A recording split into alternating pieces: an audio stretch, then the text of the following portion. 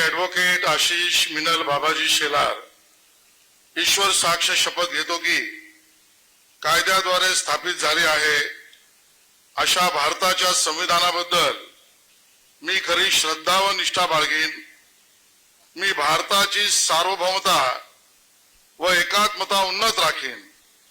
मी महाराष्ट्र राज्याचा मंत्री म्हणून माझी कामे निष्ठापूर्वक व सत्सद विवेक बुद्धीने पार पाडीन आणि संविधान व कायदा यानुसार सर्व तऱ्हेच्या लोकांना मी निर्भयपणे व निपक्षपातीपणे तसेच कोणाच्याही विषयी ममत्वभाव किंवा आकस न बाळगता न्याय वागणूक देईन।